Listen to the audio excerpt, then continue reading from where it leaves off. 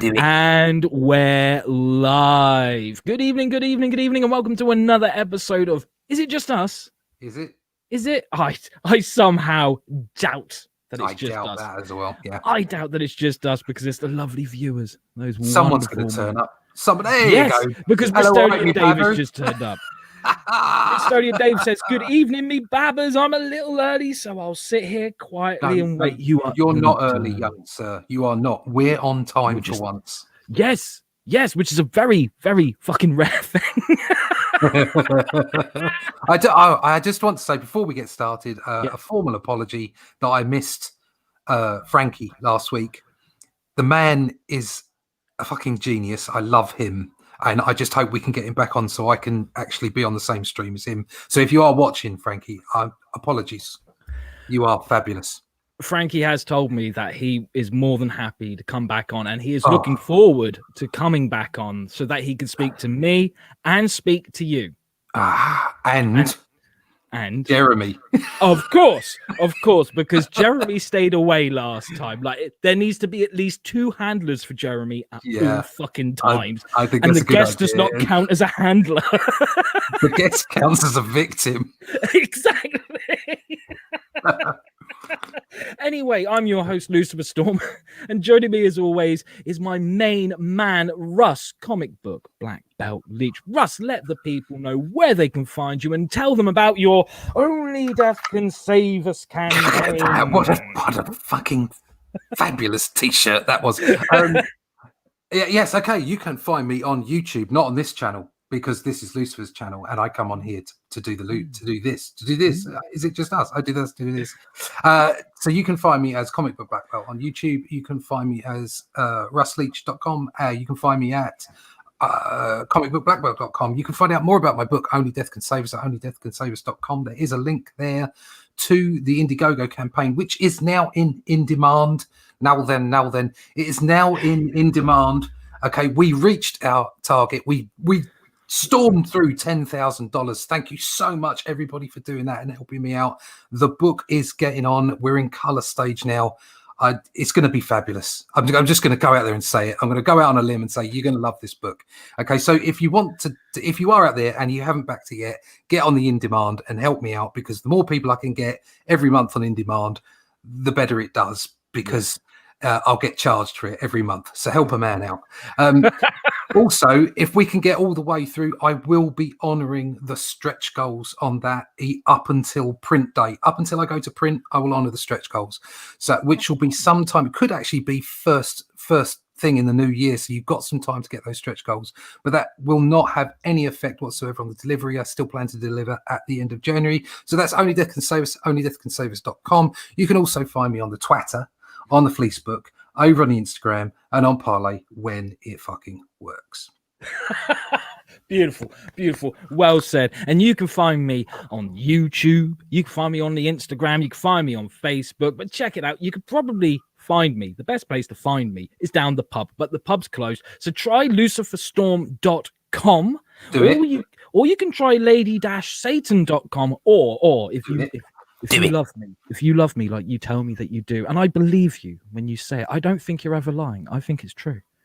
Then you can also go to Indiegogo or the description box down below and sign up to the pre-launch campaign for Lady Satan, an Angel in a Killer's Dress. It will cost you fuck all. Even if you're not planning on buying the book, sign up because it costs you fuck all. And if you change your mind and you've signed up to the pre-launch campaign and you back the book, you'll get a free sticker with it as well. We love stickers. I got all that out of my system. I feel so good for that. Let's see who's in the chat. First of all, we got Captain Fuckhead, who says Bunders. We've got my main man. We've got my main man, Tony. He says, "What's up, you bunch of reprobates? What's up with you, good sir?" Jeremy wants to have a word with you in a bit. We're not going to let him out just yet. He wants a word with you in a bit. We've got Bristolian Dave saying, "Course, we're gonna love it." And we've got Captain Fuckhead sharing some links. We've also got Yernage Purdon. Thank you very much, good sir. I'm glad I've got a fellow Meshuggah fan in the chat with me. Thank you very much. Tony says, "My missus will not let me play stretch goals with her." Oh, man. Have you seen a doctor about that? Is it the pork or the lamb? Gotta have a system. Like the lining, gotta have a system. Should we do the musical interlude? Mm. Let's do the music. It's been a while. Yeah. It's been a while, so let's do, I got something special for this one. Let's just hope I don't fuck it up. Okay. Cause transvestites can be cannibals too.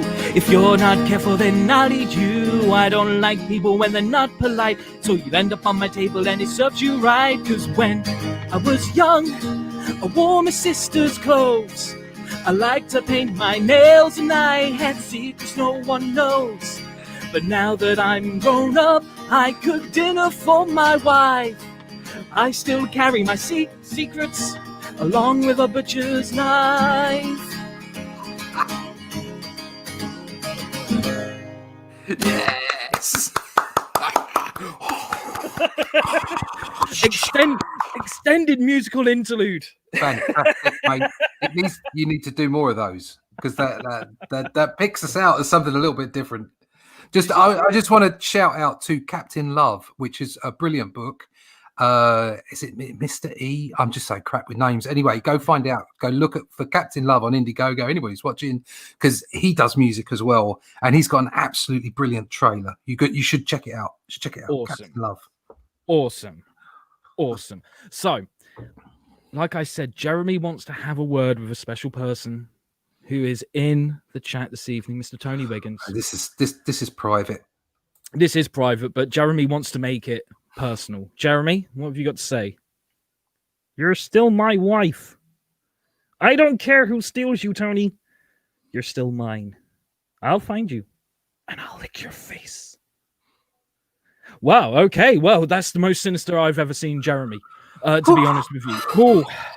That's scary. I gotta live with that fucking sock.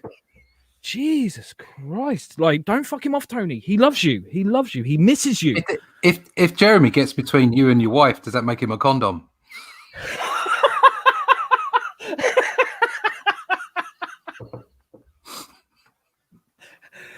I don't know, but I want to find out. Comes up. To be fair, I think Jeremy's still traumatized by the fact that the other day I had to tell him, it's really heartbreaking. I had to tell him that humans wear socks on their feet. Oh, no. I mean, like, he's killed many a man, Jeremy, but he thinks that skinning your victim and then wearing them is just taking it a bit too far. Yes, it may be. Yeah. And when Jeremy says you're taking something a bit too far, you definitely fucking are. Jeremy Jeepers Creepers. So, how the devil art thou, Russ? What have you been up to since we last saw you a couple of weeks ago? Yeah. Oh, wow. Yeah, my so 2 weeks ago would be before the end of the 60-day campaign. Yes. I got my way through $10,000, so I'm officially 5 figures, I suppose. Check me out. That is fucking awesome. Yeah, but you're not yet a 6-figure bitch. No, I'm not a 6-figure bitch. No, that will hopefully that will happen at some point. Yeah. But we'll see. It's a slow build. Yeah. It's a marathon, not a sprint. Absolutely. And I got some more in demand straight away, which was really good. So I finished off the inks. Tomorrow I'm sending off the whole inked book to the lettered as well, off to the editor and off to the dialogue writer as well. So we'll go through that again, and I'm colouring as we speak. So there you go. That's what I've been doing. What else? Anything else? Nothing else of any. No, nothing else has happened. So I don't think there's been any world events. What we have had is some stupid fuck-ass bloody lockdown bullshit. Okay, you know what? I was watching the telly. No, I'll leave that for later. I'll leave that. Is that going to be for what grinds your gear? We're not there yet. We're not there yet. I'll continue with the comics. Okay. Yes. Yeah, that's about it, really. I've put some extra stuff. There will be extra stuff. Like I was saying, I am going to honour the stretch goals up to printing. Yeah. So that will include things like, hopefully, the 6 a.m. comics artwork for the embroidered patch. Yes. And also I've got an idea I might just be sticking some extra bits in just because I love everybody. There was a couple of very generous people who backed multiple times. Wise guys, I'm looking at you. And also Todd, I'm looking at you, and they will be getting extra goodies to cover the because obviously they paid a little bit extra in postage. They will be getting extra goodies in the form of artwork and stuff. So I've had some very happy people. I've had super support. I mean, the amount I like these guys, Captain, Dave, you guys have been Captain. Superb and so helpful and so supportive. Everybody, all those guys. Didn't realise we had James Blunt on the show. No, we got James Cunt. Yeah, James Cunt. The guys over at CG UK and the guys over at Indie Vault, and just brilliant, just absolutely brilliant, and the support has been fantastic. And we're going to get you up next, mate. We're going to get you motoring and get your campaign going, I think. Yes, because I'm doing a lot to prepare for it now. And I think it's one of those cases of like, no matter how much I do for it, I'm never going to be like fully prepared, if that makes sense. But I'm cool with that. You know, I've been speaking to people who have done successful campaigns. They've been giving me like their top tips kind of thing. So I've got a lot of stuff stored up here. I'm very conscious about perks and stretch goals. In fact, I've started working on a print of Lady Satan. That will be a perk, but there's going to be 2 versions of the print. Cool. Yeah. So one is safe for work. One is absolute filth. All right? Yes. So, and the thing is, right, the reason why I'm doing it is because I get quite a few messages. People don't like to talk about it in the comments, but I get quite a few messages saying, are we ever going to see, you know, Lady Satan, you know, like kind of thing. And what amazes me about it the most is 0 of those messages are men. They are all women saying, you know, I'm going to, come on. So I'm thinking, I need to do it. I need to make the perv perk. Yeah, you definitely do. I have to say that I had to get mine moving as far as story and that kind of thing was concerned. And obviously I do have Death as my protagonist, but I got more comments about the picture on the left on my Instagram than just about anything else I'd drawn for the fucking book. So you will be seeing more of this lovely lady. You will be seeing more of this lovely lady. Oh, good. But yes, sex definitely sells. Yeah. And look, right, sex sells to both sexes. Yes. That's the way it works. That's the way it works. Like I said, 0 of the messages were from men. I think the men are kind of like, I don't want to say anything just in case someone's watching. The FBI might be watching this or whatever. Whereas the ladies, they're just straight out of it. They're like, look, I'm a perv too. I want to see naked chicks. It's like, all right. It's whenever I get ladies in the comments, like not all of them, but there's normally one that's like, you misogynist. How can you draw with like tits that big? And my response to that is always, if you're going to complain about that, I'm just going to draw them bigger. Yeah. Until they become ridiculous. Yes, until she becomes Power Girl Mark II kind of thing. But yeah, it was just one of those things of like, yeah, I should really do that. But like, I've already looked at where to have the book printed, how much it's going to cost. It's going to be a hardcover. It's A4 in size. It's not a small hardcover. All right. Oh, right. So you're going for the sort of the European. Yeah.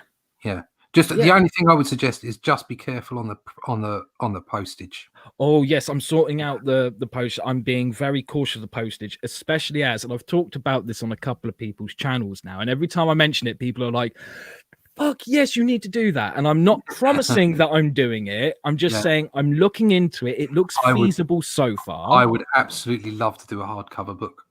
I would love to. Well, it's definitely going to be hardcover, but it's the packaging. That's right, yeah. That's the thing, because like, think about this, right? I want you to put yourself in this mindset. Imagine that we're in the future. It's funded. you've backed it. It's been a couple of months because, there's that last little bit of work to do. It's got to go to the printers. You kind of forget about it. You're conscious of it, but you do forget about it. And then you just sat there having your cup of tea, and the postman or the delivery guy, they ring the doorbell. You open the door, and they've got this black box with a pentagram on it, and it's sealed with crime scene tape. And they're like, "This is yours." Right? It gets better. Right? You cut the crime scene tape, thinking, "I hope I don't get arrested." And you open it up, and you pull back the black tissue paper, and there's a police evidence bag. Nice. And you open that police evidence bag. Oh, look, there's my copy of Lady Satan. This is fan-fucking-tastic. Right? I want to do that. Like, if it costs too much, then I'll put that idea on the back burner. But so far, we're looking good. I definitely think you can do one where you just have the book, and then you can do the full. You can call it the crime scene package. Yeah, that's true. And that's a great tier, and then you get that opportunity, and it's like you probably have to make a certain amount, but as long as you're prepared to, like, if you have to, put a little bit of money in yourself, I think you could do it. Yeah, I think it will be worth it as well. Like people are saying, save the box idea for the omnibus. Oh, that's if there's an omnibus. But Stinch also says, first thing I hear entering is transvestites with murderous intent. I am home. Yeah. Yes, you are, Stinch. You are indeed. And Mr. Tony, he says, the missus is sat in the corner with a knife saying he is after me, and what are condoms for bareback or no back? Jesus. Oh, okay. Sit down, man. Have another drink. I just want to let you know, Tony, Jeremy is ordained. He is ordained. There's a reason why he's no longer in the church. We're not going to go into that. So, and Captain Fuckhead says, "Fuck you, Russ." Thanks. About time, boy. What else we got? We got Bristolian Dave saying, "My pleasure, May," and we will help you, Lucifer. Thank you very much, Bristolian Dave. I am going to be calling on as many people as possible, and I'm going to be whoring myself out so that we can get as many people signing up to the pre-launch campaign as possible. We're not doing too bad so far. Stinch says, will one of the stretch goals be a goatsy? A goatsy. I'm not going to lie to you, Stinch. I'm confused. Then again, I'm confused most of the time, to be honest with you. When you live with Jeremy, you just wake up confused half the time. And Captain Fuckhead said, it's a crime you haven't seen my package. That's true. But Jeremy has told me he has photos. Careful, Captain Fuckhead. I think your package may well be a hate crime, which means that your justice minister will be after you. I know what's going on up there in the Pict land. I know what's going on. So, yeah. I've been working on that. You know what? I had such a weird experience on Friday night, and I haven't been able to tell anyone. Right? Here we go. Right. I'm sure people are aware that I'm a smoker. Oh no, back away, filthy smoker. I try not to smoke at home. Well, inside at home. I prefer to go out, or I'll open the window, stand by the window and smoke. So it was quite late the other night. I couldn't sleep, right? I couldn't believe, right? I opened the window, started having a cigarette. Now, the road I live on is dead quiet at all times. Like, I think the craziest thing that's happened is someone set off a firework once, right? Fuck all happens on my street, right? So it's late at night. I open the window. It's dark, but you can see to the street. You can see to the sidewalk, and like all the fucking all the lights there. You know what they are, lampposts and all that they're on. And I'm just sat there and I'm smoking away, and I'm like, my God, the world's fucking crazy. My God, there's everything to be worried about. Oh God, there's Corona, there's this, there's that, there's the other, and I live with Jeremy. It's all fucked. And then I heard this noise, and it was this tick, tick, tick, tick, hee, tick, tick, tick, tick, hee. And I was like, what the fuck is that? And then I looked into the road, and I could hear it, but I couldn't see anything. Just this tick, tick, tick, hee, hee. And then all of a sudden, this blonde girl wearing nothing but shoes and a smile, fucking jogging down the middle of the road. So I'm there like, did I just fucking see that? And I just looked away for a second. I was like, no, I must be imagining things like, Jeremy's put something in my cornflakes again. And then I could hear it again. And I was like, don't tell me there's more. And I looked where she had disappeared and she was coming back the other way. Jesus Christ. And I was just like, well, the world's at right. I've got nothing to worry about. If she can do that, fair play to you, love. I've got nothing to worry about. Completely off her face. Fucking in the middle of a lockdown during a pandemic. It's fucking cold. It's silly o'clock in the morning. Actually, it was about 1:15 silly o'clock in the morning. And you're doing that. You think, you know what's a great idea? Getting completely fucking naked, except for the shoes, just in case I step on the stone, and running down the road giggling. Bravo. Yeah. No. Bravo. Good on her. I don't know who she is, but bravo. Well bravo. done. I have officially found Jeremy's new wife in that complete fucking shit. Jesus Christ. Oh dear.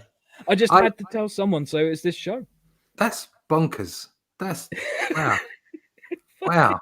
That is absolutely nut job, isn't it?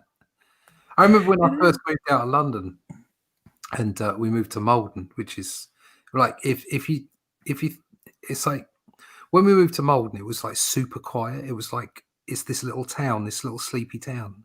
And now I live in this little sleepy village, which is like 10 times quieter, 100 times quieter. It's so quiet and sleepy.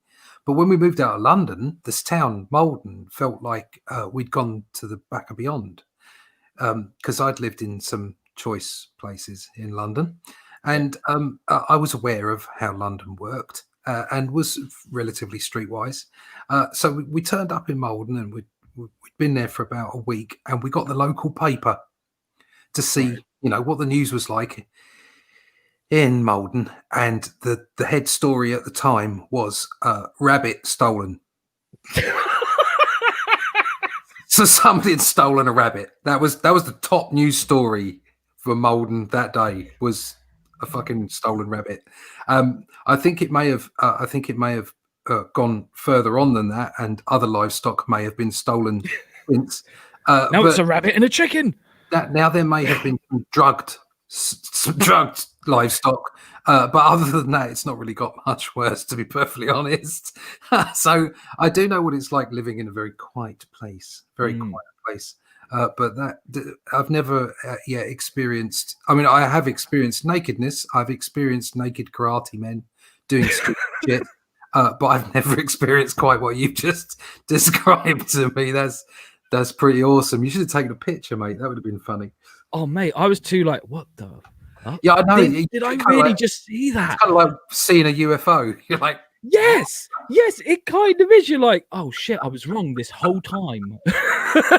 They do exist. yeah. Naked women do exist. I'm sure I saw one once. Fucking hell, I wish I knew that when I was younger.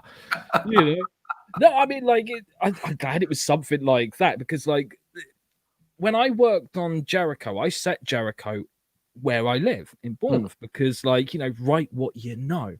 And I remember, like, someone reviewed it and they were like, but I've been to Bournemouth. It's a sleepy, quiet seaside town. This kind of stuff, even though it's fantasy, it still wouldn't happen in a place like that. And that was, I think, if I remember correctly, that was the same day that in the news, about a few roads from where I'm sat now, a woman was murdered in her own home and her body was found by her children. Her body was completely mutilated. It wasn't just you didn't take my advances, let me strangle you. No, we're talking certain body parts amputated and shit like that. So I was thinking, yeah, quiet seaside town, my fucking ass. So I'm glad that the weird sound I heard was a naked girl running down the road and not going help, giggling, and not some crazed child with a knife. Yeah. yes. Which that's the only reason it wasn't a crazed child with a knife is because Jeremy was in his drawer at that time. Yes. If he had been unleashed, this story would be very different. I'd be telling it to police officers, saying, "I didn't do it, officer, but my sock puppet did," and we wouldn't be doing this show. Sock-serial killer. That's what he is. Sock-serial killer. I really like this comment from Bristolian Dave saying, "It's not such a good sight when you see a big naked Bristolian doing it." And all right, and Captain Fuckhead said, "How else do you go for a run?" I can imagine that's exactly how he goes for a run. Just in the mask, nothing else. That's the thing, Cap. I don't run unless I'm being chased. It's as simple as that. I'm too old for that. I just turn and stare at my ground, mate. I'm going to die right here.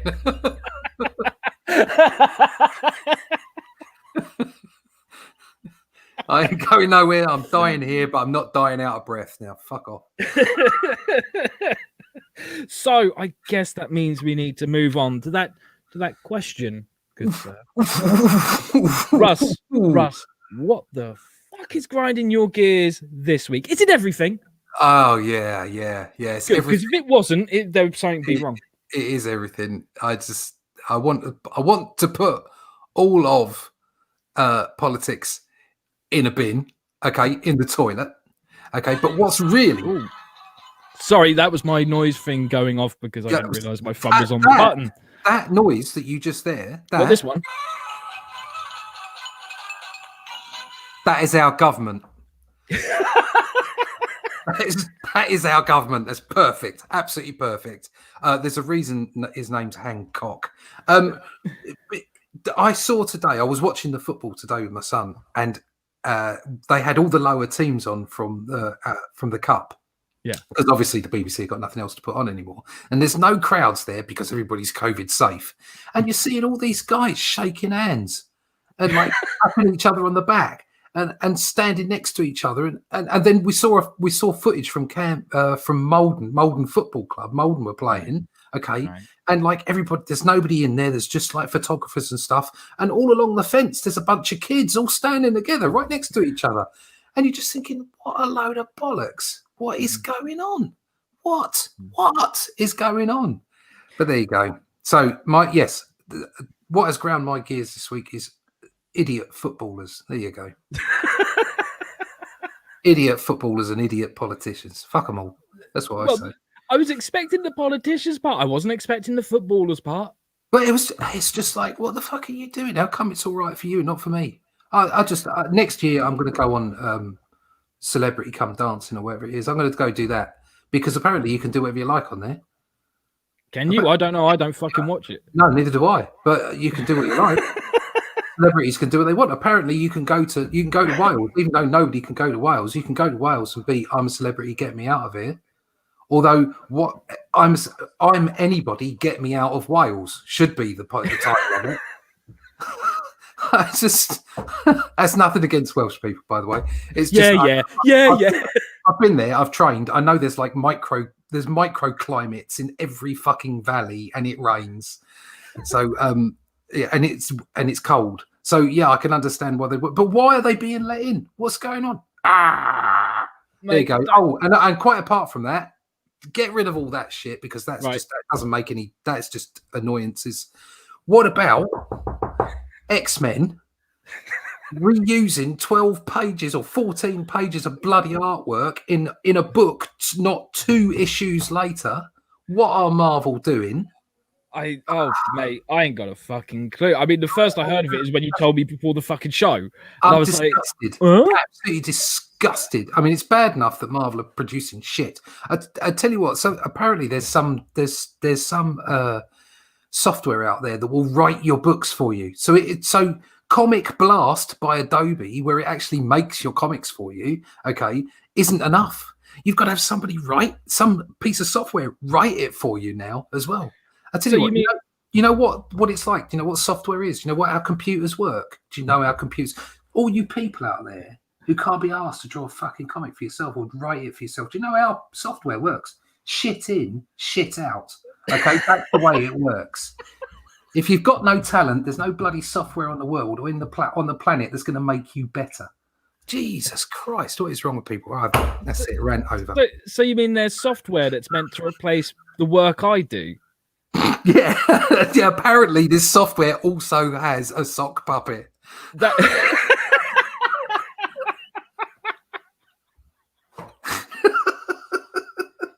Well, now I'm fucking sold. If someone could do my job for me and I don't have to fucking do it, yeah, I'll give it a go. Only if it's got a sock puppet. I was talking to this on the guys on Indie Vault earlier because they despise this Adobe software as well. But they were talking to me about this software, and it's like all of us were saying it's about a lot of. So comics have become nerdy fun. Okay, they've become popular. Sorry, nerdy popular because of the way that the culture has gone, and they don't really make a huge amount of money, so it's just about this nerdy popular sort of like fake geek person kind of thing. And so everybody says, oh, let's all make a comic, but I can't be asked to make a comic. I can't be asked to put the time in to learn how to draw properly or how to write properly or whatever. So let's make these catchy little applications that will do it for you. And they're completely missing the point. The point is it's not just about the end product, it's about actually doing the work. It's an art form. It's about creation, and then about you connecting with your audience. It's completely missing the point. Missing the point. It's just. If that software can write exactly what I've written for Lady Satan, I will be fucking shocked. I will be incredibly fucking shocked, because then that means I am not as good at my job as I thought. I would love to fucking say, go on software, write me like a fucking outlaw comic. Write me something that isn't afraid to not hold back, to not pull it. You're never going to get a comic like that out of AI, are you? That's the point. I say, shit in, shit out. That's the way software works. It's the way computers work. Like, imagine if Alan Moore turned around and went, I've been using this my whole entire career. Like, fucking Jesus Christ, the amount of people who would die from that. At least we finally know who to blame for Watchmen.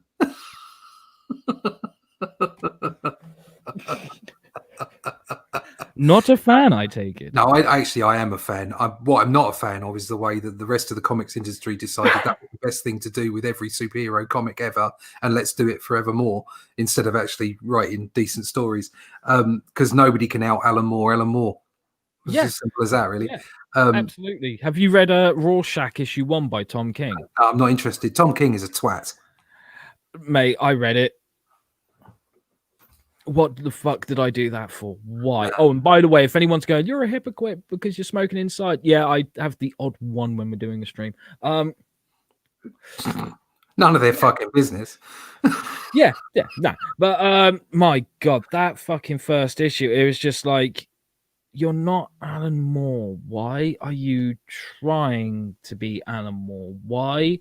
Like, you reckon you're doing something that's different and original with Rorschach, but it has the exact same kind of pacing and beats of the opening scene from Watchmen, just stretched out to be in a fucking 24-page comic book.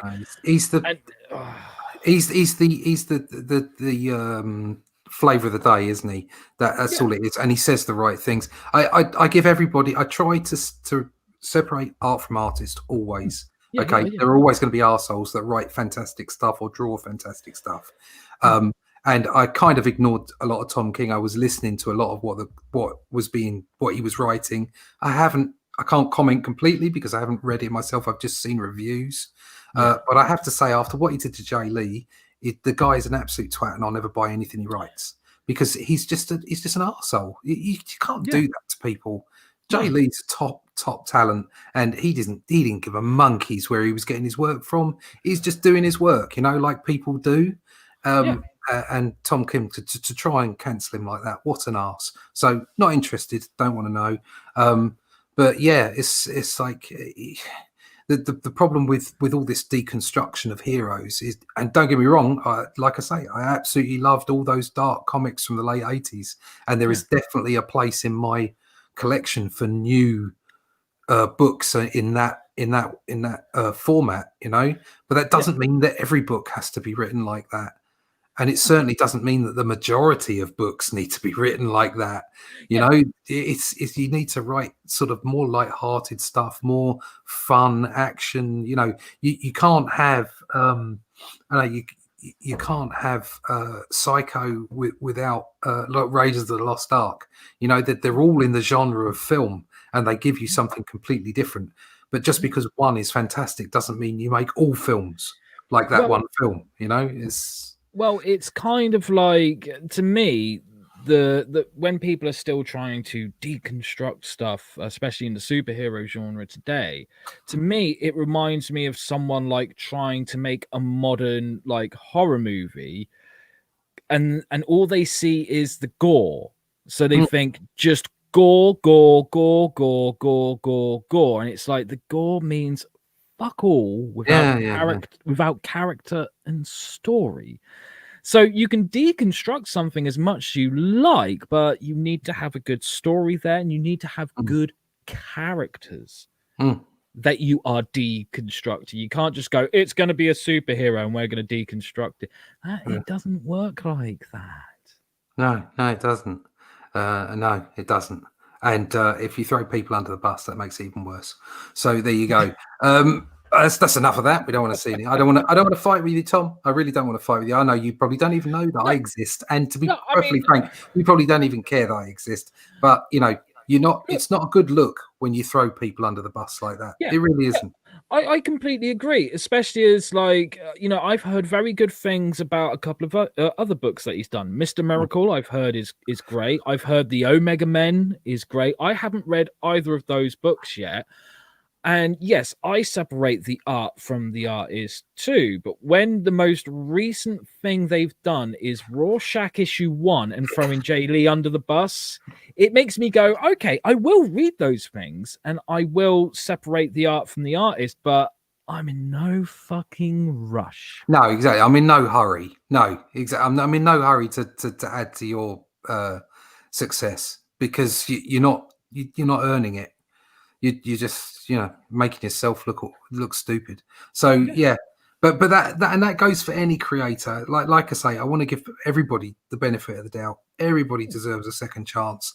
Everybody should be given the ability to, you know, if they do something wrong, apologize for it. And for instance, in Tom King's case, he supposedly apologized for it, but it was still a hideous thing to do. He needs to do a bit more than just say, "Oh, I'm sorry, I might have fucked up." You know, it's like, that's not good enough, mate. And I think all creators, you know, we all need to give each other some leeway. You know, you can't just jump up and down on people like they do in culture. But at the same time, sometimes people do things and you kind of think, oh, I can't get over that. You've just really you've just shot yourself in the foot. I mean, if I went around being hideous to everybody, it wouldn't matter how good my book was. People would kind of go, I don't really. It'd leave a bad taste in your mouth, you know. And you don't want to be doing that. You want to be encouraging other people. You don't want to be discouraging other people. And the best way to do that is to be respectful and kind and courteous and professional. And at the moment, I don't see a lot of that out there in mainstream publishing.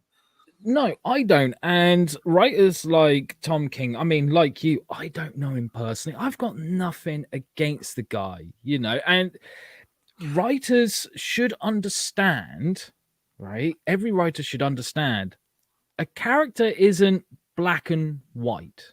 Especially writers who are trying to deconstruct superheroes. They should understand people are fucking complex and complicated. Everyone on this fucking planet, not one person excluded, including you and including me, has a dark secret that they will not tell anyone. And they will take it to their fucking grave. Anyone who tries to walk around going, well, I'm a saint, me, I've never done anything wrong. You're a fucking liar. Fuck off. Right? Yeah. And turning around to people just because you believe they're part of a hate group, and I use that term very fucking loosely because I fucking hate that term, but that's a different discussion, right? understand that it's not what someone does that matters, it's why they do it. Okay, there's a lot of things that lead up to someone doing something, whether they do something good or whether they do something bad. Every writer worth their weight in gold should understand this, that nothing is black and white, it is all gray area. In my lifetime, I have known two people who have committed murder. And after they have committed those murders, I have sat down with them and listened to them and formed an opinion from there. I did not look at them and go, they've committed murder, therefore they're absolute cunts. Yeah. You listen to them. There is more to their story than just they committed murder. Yeah, exactly. It's but the only downside of that is stupid conversation number one. I could sit down with Tom King, not that he'd ever want to sit down with me anyway, and listen to him and find out why he did what he did. Okay, and I could maybe understand his perspective, see how he was feeling at the time, all these things. But you can't do that over social media. You can't do that in tweets. Okay, what you do is a very blunt instrument, and he used a very blunt instrument and made himself look blunt. If you see what I mean, so there was no nuance. He just threw someone under the bus, and so it's difficult to. You want to, like I say, we should all be trying to be kind to each other. We should all be trying to look beyond what we see. And give people second chances. But when somebody is that high up in the like being so prominent, like in things like the general public and social media and the media and what have you, and then does something like throwing someone on the bus, it's very difficult to forgive them. Yeah. It's difficult to say, oh, well, do you know what? Maybe you just had a bad day. It's like, well, you know, Jay Lee had a pretty bad day because this guy did this stupid thing. Yeah. And it's difficult to then forgive them professionally and say, oh, maybe I'll buy their books. And so I understand where people go, oh, I'm not buying that book because I don't like that person. I try, much like yourself, I try very hard to, you know, remove art from the artist. So as a, for instance, I could almost guarantee you, okay, that I probably, and I've said this before, that I probably wouldn't get on particularly well, okay, with what's his name? It's gone now. You won't get on well with him because you can't remember his fucking name. I can't remember my name. I've just got completely Alzheimer's. Only Alzheimer's can save us. Earthworm Jim. Doug Tennant. I mean, from what I can tell, I probably wouldn't get on with Doug Tennant. Okay, I would be courteous. I would be polite, okay, but I don't think we'd be great friends, okay? But that doesn't mean I can't utterly appreciate his creative ability. Yeah. And I've bought both. Well, I bought the first book, the Bill, Bigfoot Bill, and I bought the Earthworm Jim book because I thought they looked gorgeous. And I have to say, I got the product and they were stunning. Okay, so it is important to remove art from artists. It's important to just look at the creation and enjoy it for what it is. But there are some things, if you push yourself out there, make yourself prominent and make your actions very, very public, and you throw people under the bus or act like a twat, it's very difficult for people to forgive you professionally. It just is. It is very difficult. And so, you know, I called Tom King a twat earlier. He may not be. He might be the nicest guy. I might be able to get on really, really well with him. But his persona that he's putting out is alienating people. And a lot of mainstream creators are alienating people. And especially like the thing that we said that we wouldn't talk about, and I'm not going to talk about politics, okay? You shouldn't be getting involved with that. You should just be making books and just, you know, talking to people on a purely creative level. But it seems that some people just can't hold it in. They just can't keep their own. Well, you know, back in the day, did anybody ever ask you who you voted for? No. No, it was just a thing. It was just throwaway. Nobody ever cared. Because one, it's none of their fucking business. Yeah, Two, exactly. It doesn't fucking matter. See, that's one of the problems that we have at this moment in time. There are things we are taught when we are children, right? That every kid fucking knows, and they go, yeah, that's a really good idea. But for some fucking reason, you get a social media account and it's fucking do the opposite. Right? When I was a kid, I was taught if you got nothing nice to say, don't say anything. No. Right? Now it's the case of if you haven't got anything nice to say, put it on Facebook. Fuck's sake. You have to be an absolute cunt to think that way.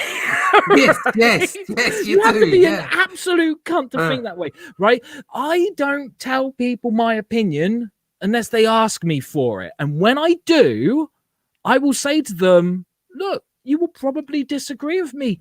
That's okay. Yeah. I will probably disagree with you. And that's okay. Yeah. So it's okay to have a different opinion to someone. It really is.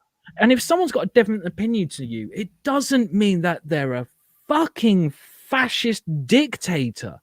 Right? Or a lefty commie scumbag either. It's both ends of the spectrum. Don't just hate on people because they have a different opinion. Yeah. Russ, this is what I don't get, right? I speak to one person and they say everywhere I go it's a Nazi, it's a fascist. I speak to another person, they say everywhere I go it's a fucking commie. Where the fuck are these people going? Why do they keep going there? Because everywhere I go, I see people. Cool. Yeah, right? I see dead people. I see deaf people. Deaf people. They don't understand anything that I say.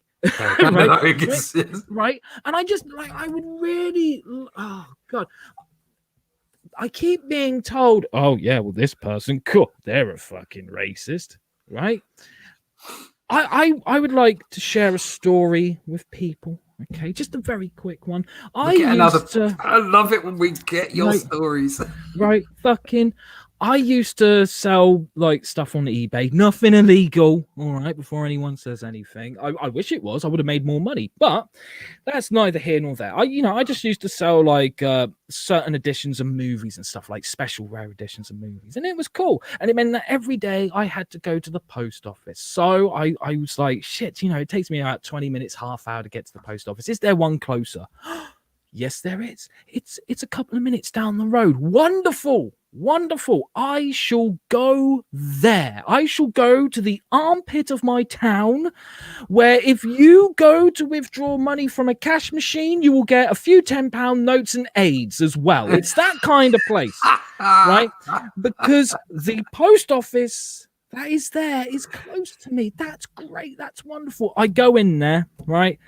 And I am welcomed with open arms by the guy that runs the place. He is a Sikh, an Indian Sikh, right? And he's wonderful. Just a short note. Every Sikh I've ever met has been fucking awesome. Sorry. Right? Just a side note. Right? Everyone. I walk in there. He welcomes me with open arms because, I'm wearing a Silence of the Lambs and I think I've only met 3. Just to give that. But they were all awesome. All 3 of them. Right. I'm wearing a Silence of the Lambs t-shirt and he's like, awesome, you like horror films? I'm like, yeah, I like horror films. He's like, have you seen this one? Have you seen this one? We are talking back and forth, right? And then he's like, do you like science fiction? I was like, I like science fiction. He's like, are you a Doctor Who man? And I was like, you best believe I am. And bear in mind, at the time, I hadn't started. Classic Doctor Who, right? Even though at the time I hadn't seen it for many, many years. It's only recently that I've been rewatching it. And he's testing me. He's like, oh yeah, what does TARDIS stand for? And I was like, oh, fuck's sake, that's easy, right? Time and relative dimensions in space. Boom, done, right? And he's like, you are the man. Would you like a vodka? And I was like, excuse me? And he was like, come round back. So he lets me into the back, right? He's got 100% vodka. It's 11 o'clock in the fucking morning, but we're having vodka. We're having vodka and Marlboros. It's great. We go back. We sort out these packages that I've got to send to people and all that. And he's doing it. And he's like, okay, that one's going to cost that much. And then he just stops.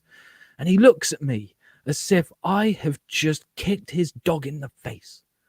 Right? And I'm like, what the fuck have I done? And then he just moves like that. and he looks right over my shoulder, and he's looking out the window. And I don't know what it is that he has fucking seen. Right? I have no idea. And he's like, excuse me, mate, I got to take care of some important business. Right? So he comes out and he goes out the post office and he walks across the road. Right? He crosses the road and he is like, he's not just brisk, like, you know, just gently strong. He is fucking marching over there. And there's a couple of black dudes. And he goes straight up to them. And guess what? I'm probably about to get demonetized because I am going to quote the words that he said. Don't say it. Don't say it. It was that loud. Don't say it. All right. We're going to get taken off air. Don't no, say I it. will. It's my channel, not yours. You're fine. I'm fucked. So he said the worst word. You know exactly where this is going. Yeah. He didn't just say the worst word. He was like, if I see you around here again, I will fucking murder you. Jeez. And this isn't a guy who's joking. This is a guy with pure fucking rage in his eyes. And that man was the most racist man I had ever met. And just to put things into context, I have sat down and had polite conversation with a white supremacist before. And this man was more racist than the white supremacist. Good Lord. Right? So, people, anyone who's watching this, right? Please fucking learn something. Someone is not racist because of who they vote for. Someone is not racist because of the color of their skin. There's lots of other reasons that go into this. Sit down and talk with them, and you'll start to understand something and realize it's not that easy of an issue where you can just go, this person's racist because this person's racist because it's always the person you least fucking expect. There you go. Wisdom. Always. Wisdom. Always. Wisdom. And I can say that as someone who actually has black family members. Fucking hell. Right? Yeah. So well, apparently you're not allowed to say that because no. Oh, and no. Fuck them. It makes you racist as well, apparently. Oh, what a fucking shame. It's all right. I've been accused of being a homophobe in my life, of being a misogynist in my life. I know it's not true, so I don't fucking care. Off. Yeah, no, good on you. Simple as that. Screw them all. Okay, do you know what? We have just run the gamut, have we not? We've gone from politics and football and lockdown through to crappy comics, through to crappy comic creators, through to crappy comic creating software, all the way through to racism, all the way through to humanity living together on this planet.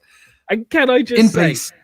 Hello, Ashen Jackal. Thank you very much for joining us tonight. He is a recent subscriber. He was actually on Robert Geronimo's channel when Robert Geronimo had me on for a live stream, and he came over here afterwards. It's so good to have you here, not just on the show, but also on my channel. Robert Geronimo is another. His book is looking slick. It's looking great. Oh, it's God, another. Isn't it just... I've got what I wanted. Come the 14th, which is when my credit card changes. I will be buying Woolly's book. But there are multiple other books that I want to get on to. There are just so many books, and that's one of them. The Robert Geronimo book is one of them. It's just it's fantastic stuff. Mate, I've backed both those books. The Robert Geronimo Wirehead book, I've booked book and t-shirt. When I saw the t-shirt, I was like, "Oh, you bitch! I've got to spend even more money."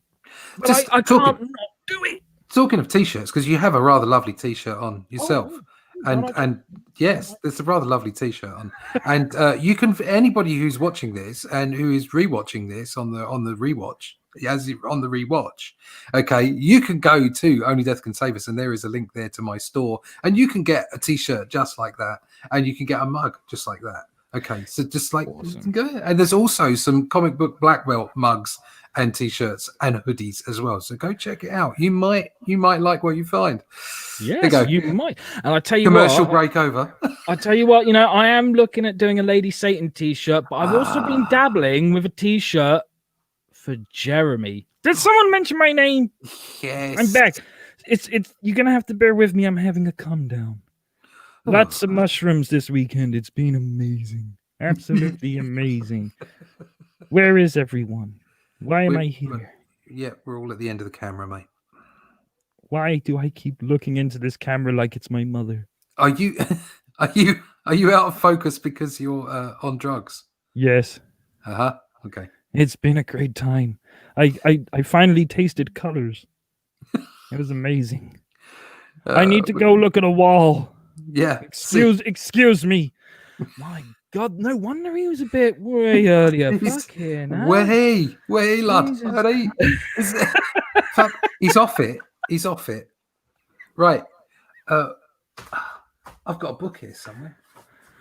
Oh, fuck, you've been reading stuff. No, I've been looking at the pictures. Stupid thing to say. Yeah, of course. I should fucking know by now. But I've put it away. Give me 2 seconds. I will be back. I won't give you 2 seconds. Fuck you. Mr. Storm, you have become. Oh, lovely. Remember, I've got a guitar and I like to sing about transvestites eating people. Right. So that's probably a dangerous thing. Like I said earlier, guys, just a quick reminder to you all, in the description box down below, there is a link to the pre-launch campaign on Indiegogo for Lady Satan, an Angel in a Killer's Dress. If you haven't signed up to it, I wouldn't mind if you did. I really wouldn't stop you if you followed that link and signed up to it. It takes 2 seconds, costs you fuck all. And check this out. Even if you're not planning on backing the book, sign up, because like I said, it's free. But if you sign up and you change your mind and you do go on to back the book, regardless of what perk you back, you'll get a free Lady Satan sticker. You won't get that if you don't sign up to the Lady Satan pre-launch campaign. So like I said, there's a link in the description box down below. Check it out. And also take a look at Russ's book, Only Death Can Save Us. He is in demand on Indiegogo at the moment. He smashed that goal. It's absolutely fantastic, and I cannot wait to read his book. Speak of the devil. I don't know if we've done this book before, but I've been looking through this book this week. Okay. I've just been flicking it. It's Tom DeFalco and John Buscema, however it's put. And it's Bloody Choices, Wolverine. I don't know if we've done this before or not, because I just love this book so much. This is inked by the big man himself, as well as penciled. I mean, look, if you can see it. Look at the expressions on those faces. Just absolutely the kid's face there. I'm liking the colours. Fucking yeah. Well, you see, that was the other thing I was looking at, the colours, because my colours are very bright and bright and flat. Bronze Age. These aren't so flat. This looks like it's been done with washes. Oh right. It's lovely. Absolutely gorgeous. Look at that. Oh, where are we? There. Oh, hello. Smack. Look at how stocky Wolverine looks. That's what Wolverine should look like. Okay, there's a back cover. That's what Wolverine should look like. Nice. Yeah. And he faces off with original, proper Nick Fury. Don't get me wrong, I do like Samuel L. Jackson, but you can't beat proper Nick Fury. And especially when the Hoff does him. We should do a watch along to that. That is a great film. I love the Hoff in that. just some of the characterization in the faces, the energy, the emotion. This is a superb book. If you get a chance to buy Bloody Choices, Wolverine, Tom DeFalco, John Buscema, buy it. Nice. Very nice. I've started reading a book that I haven't read before, and I know lots of people like it. It happens to be a little book from the man Alan Moore, From Hell. I've never read it before. I've not read that either. No. I'm through like the first issue because there's like 10 issues.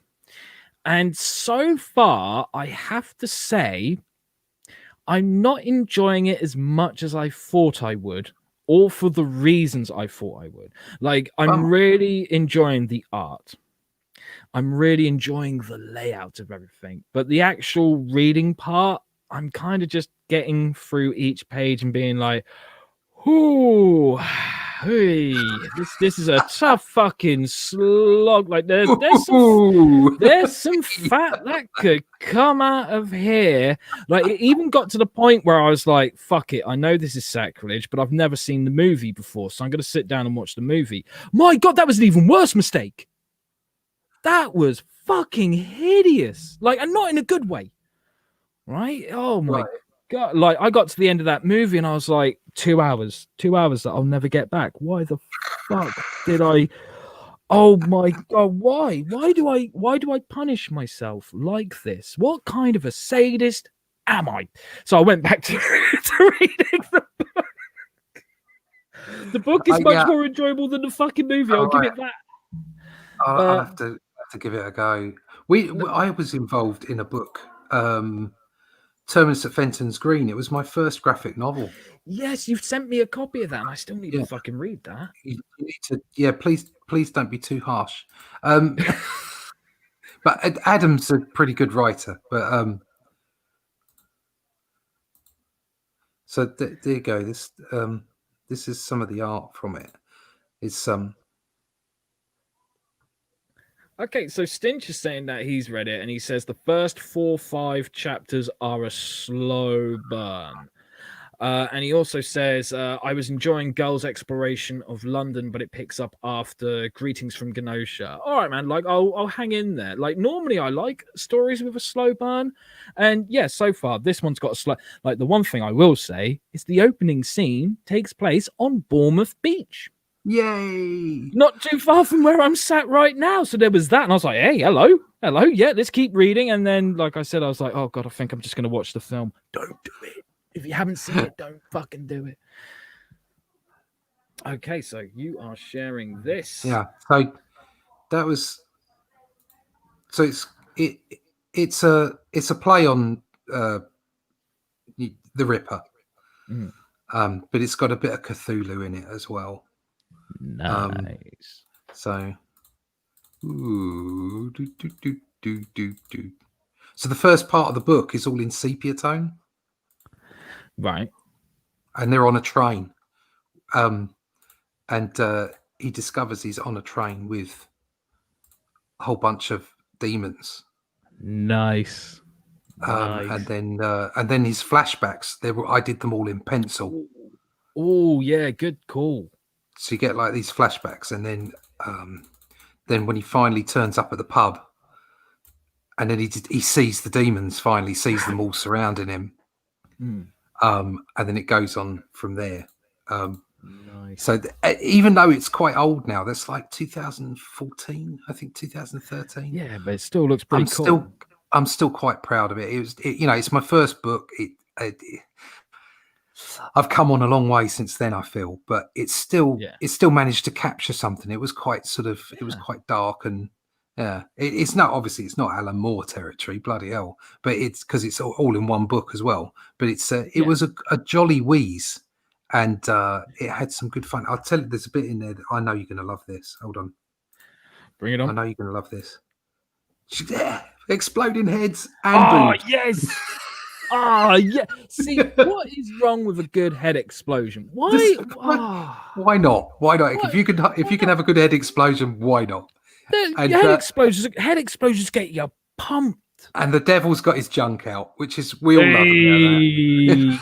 Hey, fantastic. So nudity. Nudity. You got to love a bit of nudity. Fucking lovely, son. Oh, there we go. So there he is being burnt at the end. So nice. You know, it's funny because it was like not too long ago.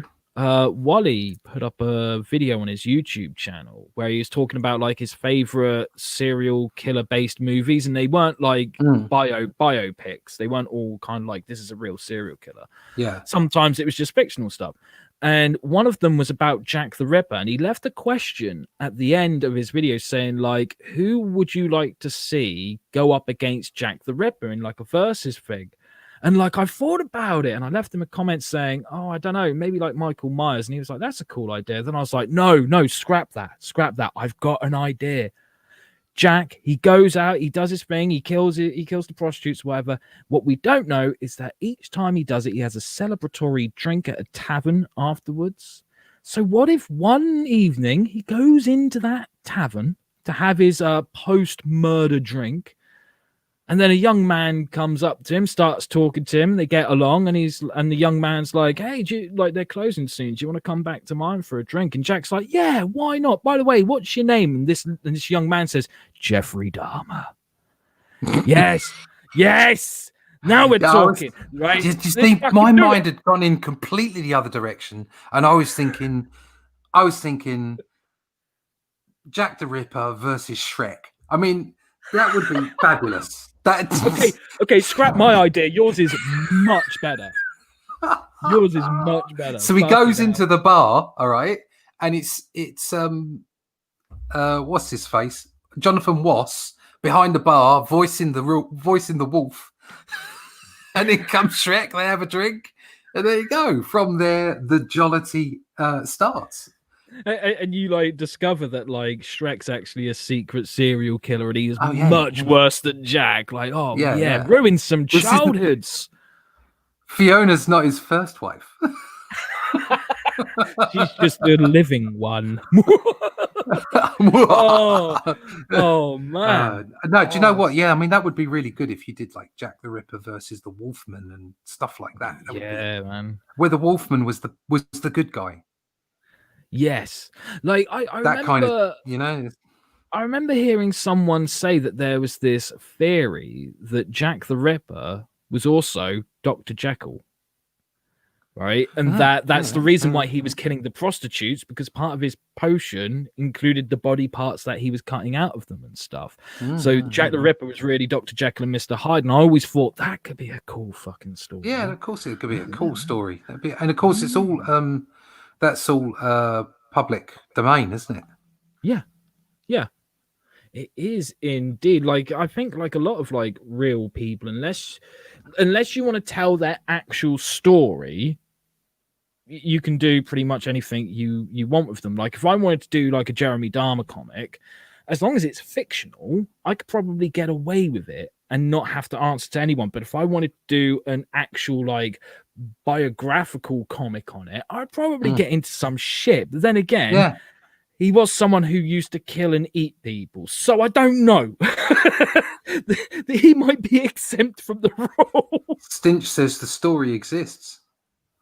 It's called The Perfume. Oh, I did not know this. Look that one up. Yeah, definitely. Right. Well, I won't try and rip them off now that I'm aware of their existence. Oh, Dave's got his own little story going off in just 3 lines. Oh, here we go. Jack the Ripper stabs Shrek. Shrek says, "Ogres are like onions," and crushes Jack's head with his bare hands. Donkey runs in. "Oh, I like parfait." Like I said, so many like childhoods ruined because of us this evening. Let's ruin some more. Let's carry the fuck on. Let's do it. No, there's no children watching. Let's face it. Yeah, we've missed that audience. Do we really want that audience? There might be some child minds, but there you go. Well, as Doctor Who once said, what's the point in being grown up if you can't be childish? Yeah. And he also said, "Fuckety bye."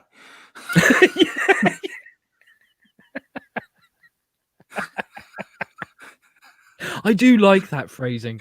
Fuckety bye is great, isn't it? Oh, what was the other one he did? Like, "Oh, sorry, you don't like swearing. I'll just spell it then. F-U-C cunt."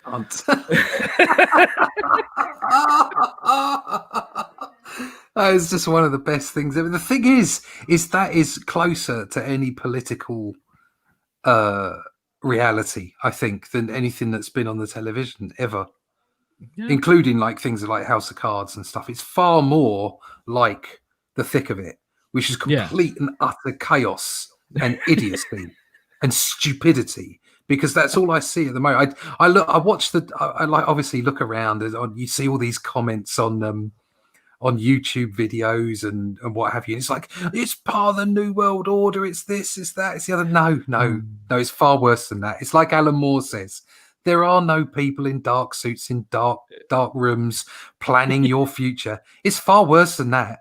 It's complete fucking chaos. Yeah.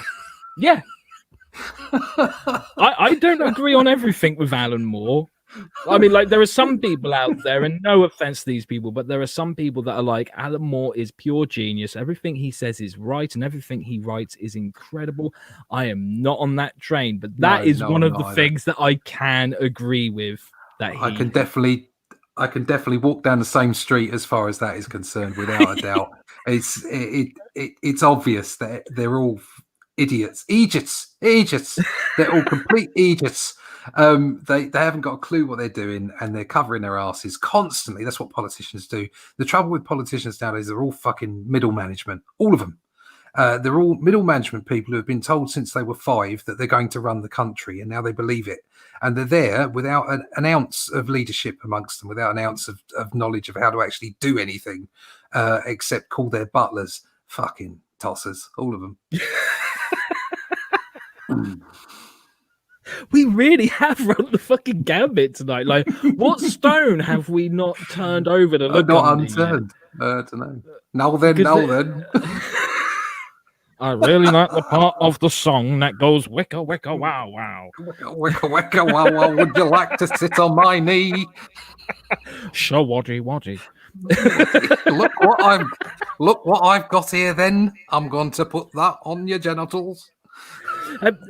Did you ever see? I don't know if you're someone who likes the Louis Theroux documentaries or not. I did see the one with Jimmy Savile, and it was one of the strangest things I've ever seen. He did 2. He did one that was kind of like, this is me and Jimmy, we're friends, and that was like before Jimmy died. And then he did the post Jimmy one where like he had died and everything had come out. Oh my god, it's amazing, but it's fucking scary at the same time, because that's, he like starts looking back over footage he had, including footage that wasn't included in the original documentary, and he's like, oh my god, it was under my nose the whole time, and I'd like to see that one. It'd be very disturbing, but I'd like to see it. Oh, it's really, really fucking good, mate. Worth checking out. The BBC are talking about doing a dramatization of Jimmy Savile's life. Really? Too soon? I think possibly. I think it's possibly too soon for the BBC to do it. Well, I like. Yeah. If it, I mean, somebody else does it. Yeah. If Channel 4 did it, it's a slightly different story. The BBC doing it, it's like, oh mate, that's a bit fucking. There's going to be loads of scenes in there where you've got producers and directors and everyone, and them going, I don't know what you're talking about, and walking away, and being completely exonerated of any blame. You know that they're going to be shoving that in there. And the script editors are going to be lawyers saying, if you fucking keep this bit in there, you're going to get fucking sued. Take it out or change it, as long as you have something at the beginning that says this is based on a true story. This is not the exact true story. It's just based on one. Then you can get away with the fictional stuff. The trouble is these dramatizations tend to end up being in the public psyche. So they become the story. So even though they're not historically accurate, they become the perception. Okay. So what happens is, as far as public perception is concerned, the BBC will be able to rewrite history and exonerate themselves from any blame. Yeah. That's what it's all about. That's what they're trying to do. Exactly, because like whether people like it or not, like the majority of people out there, they hear like, oh, this person's going to court for X, whatever X is. And the verdict is they've been found guilty. Johnny Depp. They've been found guilty, which means they did it. That's not actually how it works. No, it's not really how it works. Yeah. You can be found guilty of something and be innocent at the same time, because people think that it's all about telling the truth. It's not. It's about telling the better story. Loads of solicitors and lawyers will tell you that. They will tell you straight up, don't care what the truth is, tell the best story you can. If your story is better than the other side, you will win the case. Yeah. That's really sad if you ask me. Yeah, it is, because it's not about truth, is it? But what is about truth these days? What is about truth? Oh, we're getting really deep. I think our Russian cousins probably know the best truths. Just a little nod and a wig there to the Russians. Thanks, guys. Should we start up? Should we start up a Russian themed bar in their honor and call it Putin on the Ritz? Yes, Putin on the Ritz. Yes. Here in Mother Russia, we have everything. Yes, much bigger than all America. Much bigger. Just don't look at this bit over here. Yeah, don't look behind there. It is don't look. It is big. It is big Russian thing. Yes. I didn't know that you did impressions. This is amazing. I don't. Go on. Let's hear you, Morgan Freeman.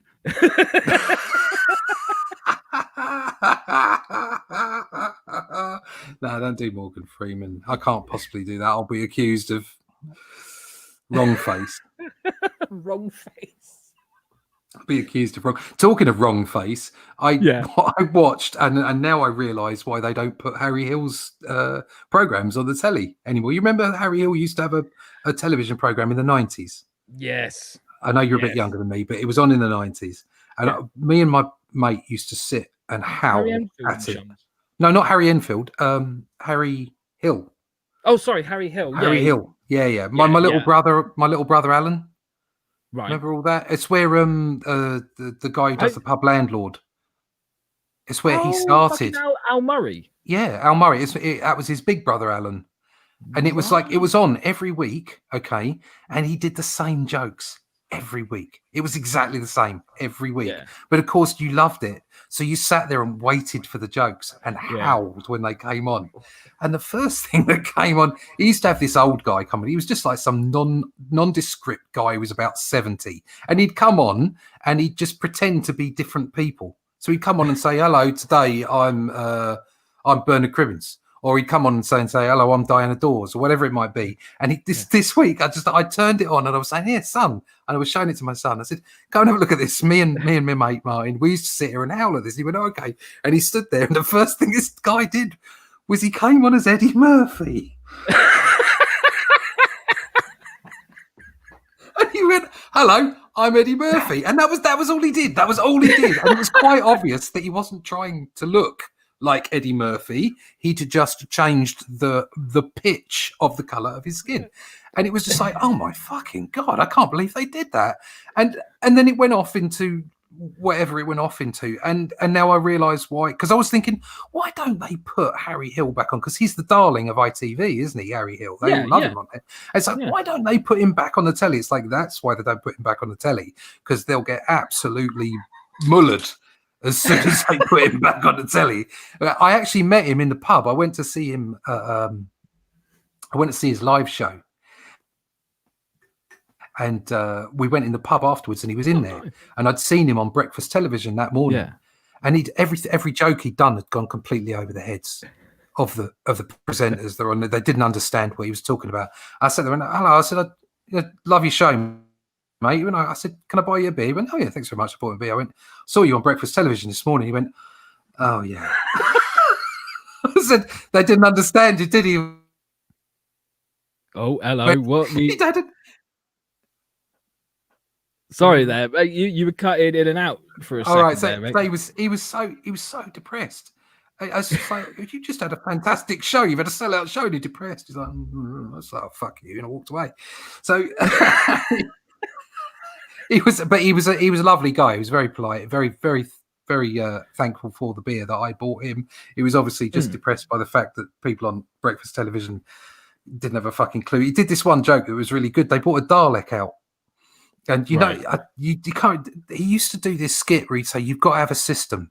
You've got to have a system." So like, he'd do this. Do you remember that? No, the pork and the lamb. I remember that. Yeah, the pork and the lamb. You've got to have a system. The pork and the lamb. And so he put this Dalek out, and he says, the Daleks, even the Daleks have a system. They've got a Dalek for the name of every version of the Doctor. And out come this Dalek and went, "Bastard, bastard, bastard, bastard, bastard."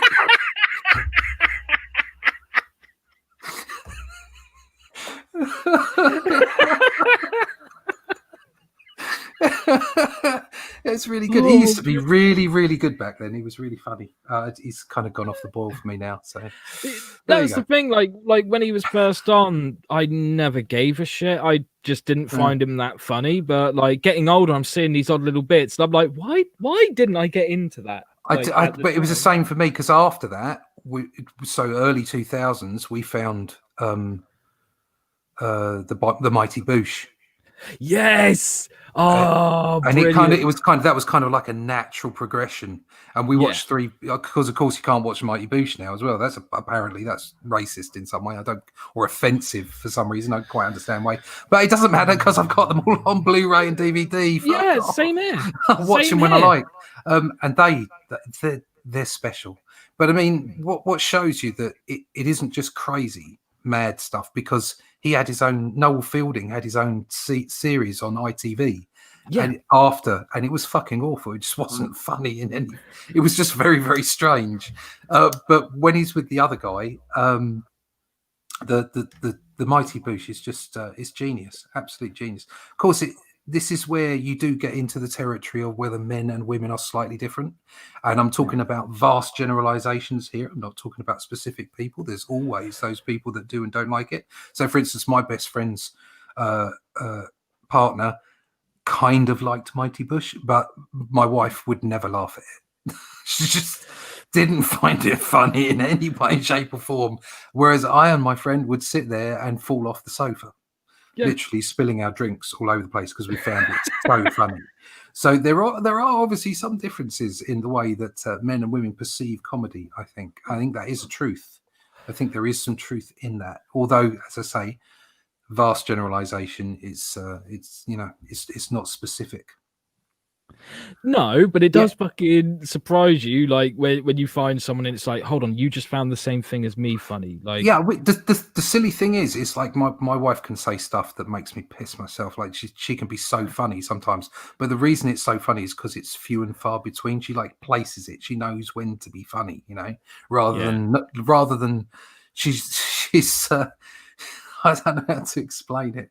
I mean, she's more Dave Allen than she is Carry On Laughing. Do you know what I mean? Whereas things like the Mighty Boosh are just off the wall. Captain Figurehead is right. From what I can tell, Noel Fielding is a top bloke. I'm going to take your word for that. I've never met him. Like, I've met a few people along my career, and some of them have been fucking amazing. Some of them, I'm glad that I will probably never see them again. Let's put it that way. I got a wink from the face from the A-Team. Here's that. Nice. We were walking along and we were getting coffee in the green room, and as I walked past him, I went, it's like, yes, I got a wink from the face from Starbuck, the original Starbuck. Fantastic. And then I had a little chat with what's her name? Gates McFadden from Star Trek. Right, yeah. We had a little coffee and a cake, which was very nice. That was over in, I can't remember. It was somewhere in Denmark, I think, or something like that. I can't remember, something like that. But yeah, so that was my brush with fame. I tell you what I did as well. The hologram from Red Dwarf. What's his name? I know him because I was at a convention with him once. What the fuck is his name? I mean, I know the character. I know the character's Holly, but no, not Holly. Not Holly. Chris Barry. Yeah, Chris Barry. Yeah. Yeah, I was at like a couple of conventions with him. Really fucking nice bloke. I did meet Holly, actually. I met both Hollies. I met the woman one, and the man one actually did a stand-up comedy at one of the conventions I was at. And half the crowd didn't understand what he was talking about, and the other half the crowd were falling about laughing. I met the male Holly, and he called me an arsehole. Oh right, yeah, well that doesn't surprise me. He's but that, it was funny. It was funny. And I met Robert Llewellyn, who played Crichton, and Chris Barry. Right, cool. I met those guys from Red Dwarf. Chris Barry is a top bloke. Yes. Very nice man. Very pleasant man. Absolutely. So was Robert Llewellyn. He was a fucking no airs and graces. He wasn't interested in being top man there. He was just there like everyone else. It's great. And I've met a couple of people from Star Trek. There was, I think it was Chase Masterson was one of them. And all I can say is diva. Right. Data, Brett Spiner. Oh yeah. Brett Spiner. Yeah, he didn't like me. I must have been someone who he looked at and was like, I don't like your face. He is an arsehole. By all accounts, he's an arsehole. So there you go. One of the nicest people I met, and it was a year before they died, was Rowdy Roddy Piper. Oh, he's supposed to be lovely. Yeah. He was amazing. Absolutely amazing. And that was at a convention in Germany, and like every now and then, like I'd be at my table drawing, I'd look up and he'd be like, all right there, I'll come see how you doing. I was like, fucking hell, all right. Yeah, all right, Roddy. Yeah. You just didn't expect it, kind of thing. I met Robert Englund, who played Freddy Krueger. We talked about comics for fucking ages. It was fantastic. Cool. It's so nice because there are so many of these people that have got, tabs on themselves, that when you meet one of them and they're just like you, they just happen to be in that profession. It's like it's nice because you realise that there is some humanity out there. but yeah, I met one of the girls from S Club. Which was the one that was? This is actually one of the most the one from Seed of Chucky. No, I don't think so. This is the one that was in the dinosaur program on the telly. I know. What's it called? It was with all the that one. It was with all the portals and the time traveling and everything. Oh fuck! It was on ITV, and I can't remember what it was called. The chat will be able to help. Anyway, she was in that. I'm sure it was a girl from S Club. She was in that. This was the most humbling experience I've ever had at a convention.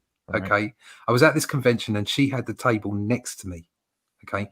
And I thought I did well that day because I took 250 quid. All right. Just in commissions, just doing sketches and stuff. And people were lined up past my table, around the next table, all the way around the next table. All they were doing was paying a £25 for a signed fucking picture.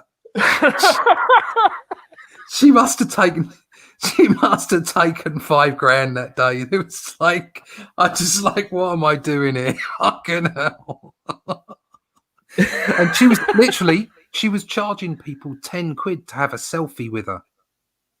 So they were saying, could we have a selfie with you? And she's like, yeah, all right, I'll stand it like this, 10 quid. And they were going, £10, click. Fucking hell. Fucking hell, man. Money for old rope. I can say that this is one of the proudest things ever. I did insult someone who was in Twilight. Nice.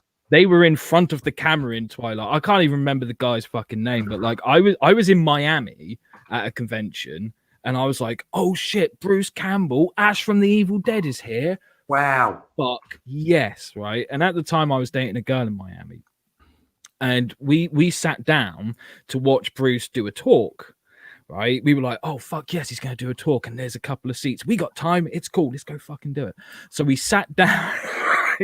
Bruce Campbell comes out, Hawaiian shirt and everything. And he's walking out like he's the fucking man because he is. Because he is the man. Right? And everyone's like, yeah, it's fucking Bruce. They're like kids dressed up as fucking Ash from the Evil Dead with their chainsaws and everything. Like, yeah. Right, and he just says, all right. Who traveled the furthest to get here? And this one kid puts his hand up and goes, I came from New York. And like the girl I was dating, she was like, put your fucking hand up. And I was like, no. And then someone else put their hand up and went, I come from Puerto Rico. And she was like, put your hand up. So I just stood up and went, fucking England. And he just went, England, come here. Oh no. Right? So I trample over people. Over children. Right? Oh, absolutely. You kick them out of the way. Get out of the way, mate. Get out of the way. Easy pickings they are. Right? England coming through. Right? Walked up to the stage and went, here's $1 towards your travel expenses. Right? And then he went, what's your name? And before I could say it, he went, actually, I don't care. Sit down. Right? Oh, brilliant. So I sat down, watched the talk. And at the end of the talk, someone said, by the way, Bruce will be over there at that table signing. Line up now. Right. And they had it set up. So all the tables were to the side and pretty much all the queues blurred into each other. Right. Yeah. And a couple of tables down was this guy from Twilight. Right. And like everyone's queued up and most of them are there to see Bruce Campbell. And he's just yelling away, why do you want to see an old hack when you could see someone like me? What a twat. He was picking on a couple of girls like, who are you here to see? And they're like, Bruce Campbell. And he's like, why would you want to see a hack like that? I'm the real deal, honey, kind of thing. And I turned around to him and I was like, excuse me, like, what have you been in? And he was like, Twilight. And I was like, come back to me when you've been in something good. So I was quite happy with that. And then there was another convention in London where there was a different... to see Bruce? Did you get to see Bruce again? Yeah, I got to see Bruce. Oh man, that was amazing. Like I got him to sign this Evil Dead companion book, right? Which I keep that $1 in even to this day. Oh, cool. And I put it down and he was like, okay, who am I making it out to? And I was like, Fway. Right. And he was like, sorry, what? And I was like, Fway. And he was like, were your parents hippies by any chance? I was like, no, my parents were straight-laced people, never did drugs or whatever. And he went, kid, your parents are lying to you. And then he signed if you've got to get insulted, you've got to have it done by Bruce Campbell. Let's face it. Right. Superb. I found out who that was. It was Hannah from S Club 7. There you go. And she was in Primeval. There you are. Was she also in Seed of Chucky? Because I think it's the same one. Seed of Chucky? Seed of Chucky. Yeah, the one where Chucky from the Child's Play movies like has a kid. What is Hannah doing now? Next, I don't know. Spirit turned her focus to acting. She found some access as an actress, having found secured roles in Primeval. She was not in Seed of Chucky. No, it doesn't say that. I don't know. It doesn't say. I know someone from S Club was in that movie. Carlos says, "Did Bruce sign your $1?" No, he didn't. He just signed my Evil Dead companion, but I still have that $1 to this day. And that was like around the time that Burn Notice was like first on when that says happened. here she now works in Spearmint Rhino. So there you go.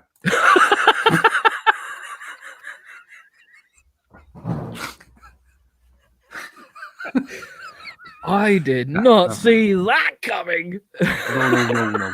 No. I rescind that. She does not work in Spearmint Rhino. Not as far as I'm aware.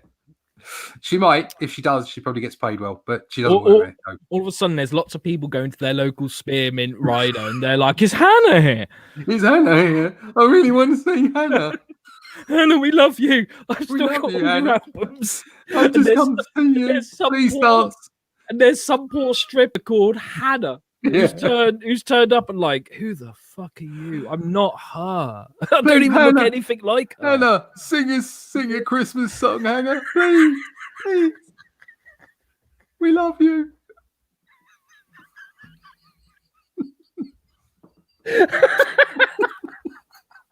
Please sing me the Christmas song with the dwarves in it. Please.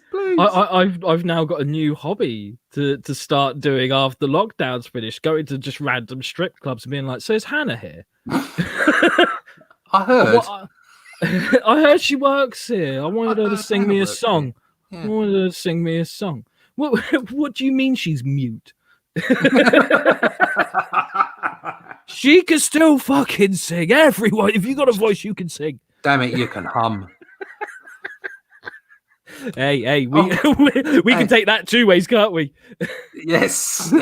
Did you see? I don't even remember the name of this actress because I don't give a shit what people's names are. But apparently the remake of Witches. Yes. She's got only 2 fingers, and apparently she started virtue signaling and saying that she apologized for people who had different body types or something because she only had 2 fingers. It's like, it's special effects, love. It's a fucking film, you dick. What's wrong with you? And do you know what? People who have lost a couple of fingers probably don't give a shit. This is the thing. There were a few people who have they've lost a few limbs or whatever, or they were born with some sort of what's the fucking word? Deformity, right? And you're probably not allowed to say that word, but fuck them, I'll say what they're like. Ugh. Right. And they were complaining about it, going like, how dare you say that this is scary? It's not, it's beautiful, and things like that. And I was thinking, no one's arguing whether it's beautiful or not. It's just beautiful subjective. Like, I can look at one girl and be like, oh my god, she's stunning. I don't care that she's only got one leg. And someone else could look at her and be like, I don't think she's that pretty. And trust me, it's got fuck all to do with the one leg. Yeah, and it's the same. It's the same thing. It's like, I think it was like a year, maybe 2 years ago. Mark Commode and a bunch of other people were like, right, we are not going to allow films where there's a villain who's got facial scars.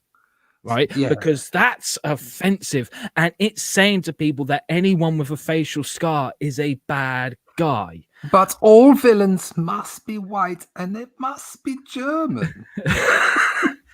And I remember being like, what the fuck are you on about? I've got a fucking facial scar here. I've got one through my eyebrow as well. I don't care if you think I'm a bad guy or not.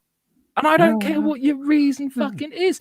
And when I see it, and like they were making the argument of like, yeah, but only bad guys in movies have like facial scars or whatever. And I was like, you know what? You are so right, because Harrison Ford has a scar here, which means that Han Solo was clearly oh no, hold on. Wait a second. Maybe I should rethink this. These people don't think it out, do they? They just think of the virtue signaling that they can get out. They think of the points. I remember coming up with a huge list of characters in film who are all the protagonists, not the antagonists, who have a facial scar or facial deformity. Dark Man, for example, would be one of them. So their argument is kind of bullshit. I always love those Eddie Murphy films.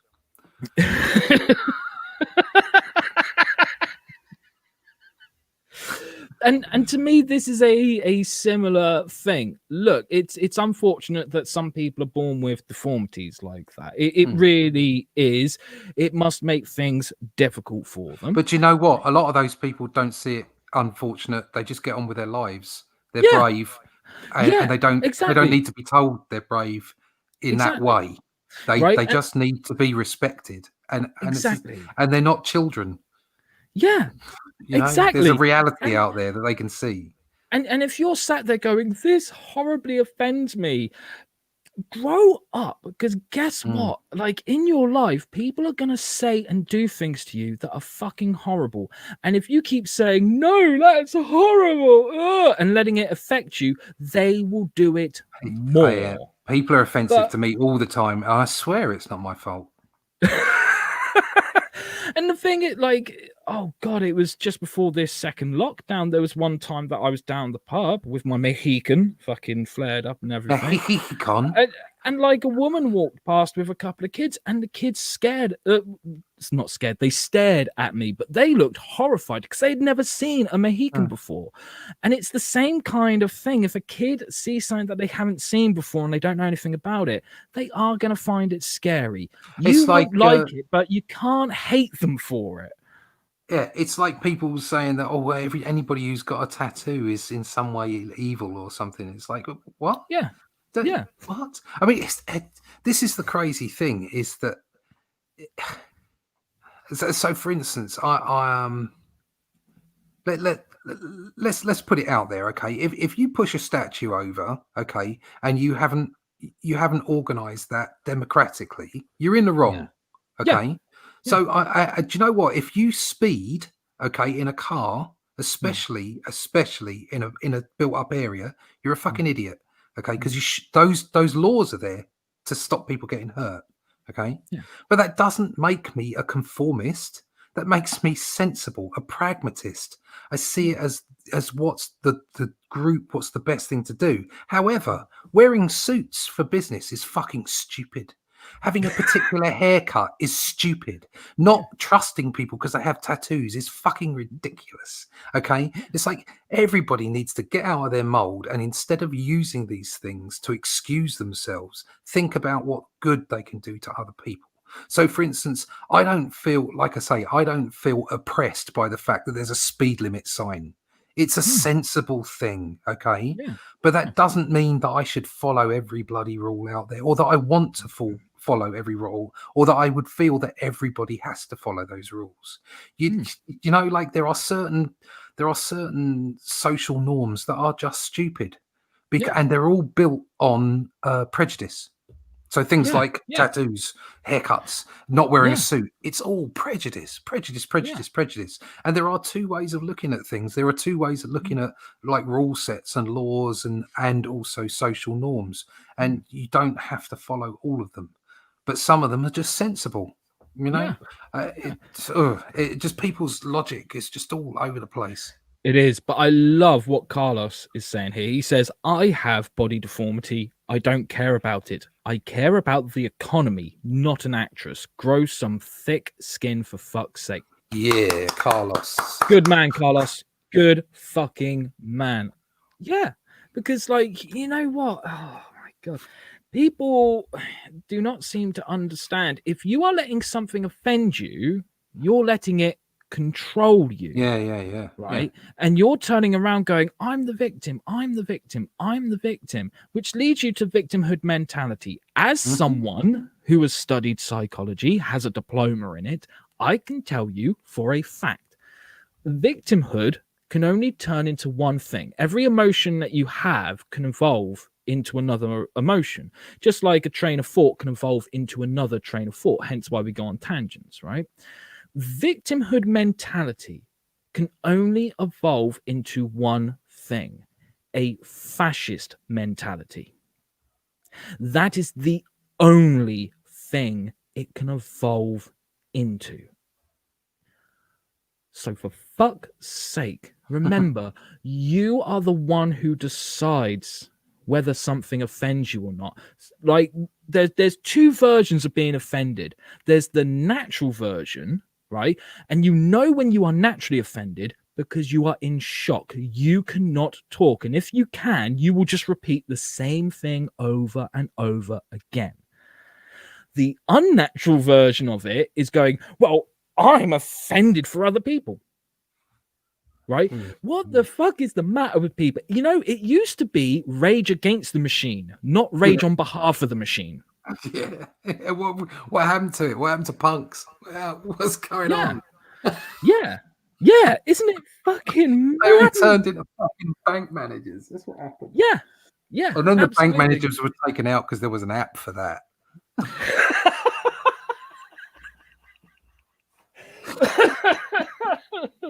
Jesus Christ. It's just, it really is crazy times. And like, I do get baffled by how people are thinking, because I've said this before. This is what happens when a fad becomes fatal. Yeah. Everyone is jumping on a bandwagon because it's the popular thing to do. Like, at the moment, the popular thing to do is to go, I'm anti-racist, because apparently that's the opposite of racism, and it isn't.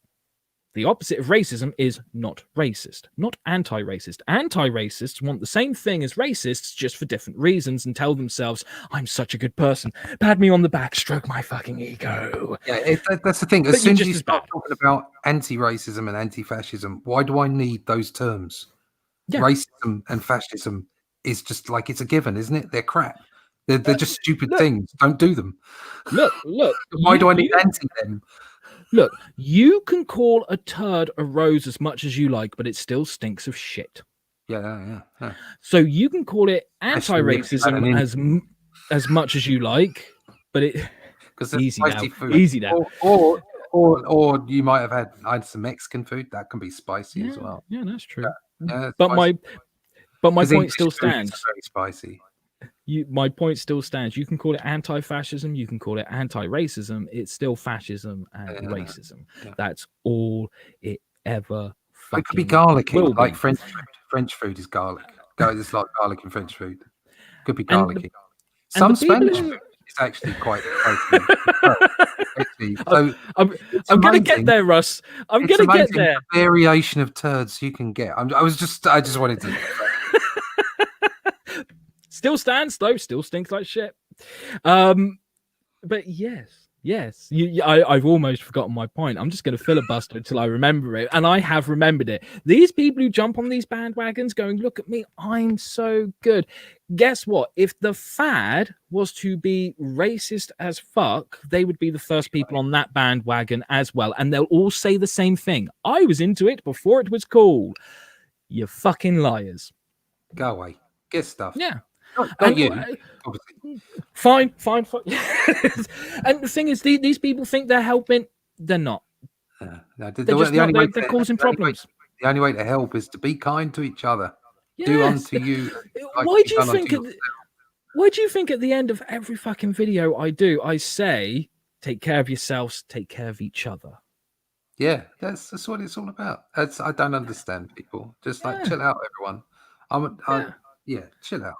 I'm on a love thing tonight. You are. Yeah. You are. Would you like a digital cuddle from Jeremy? No, because we all know where digital digital cuddles from Jeremy end up. We know that. I've seen it. It ends up with him in prison and you with a large therapy bill. And me with a sock this size where we have to say where he touched me.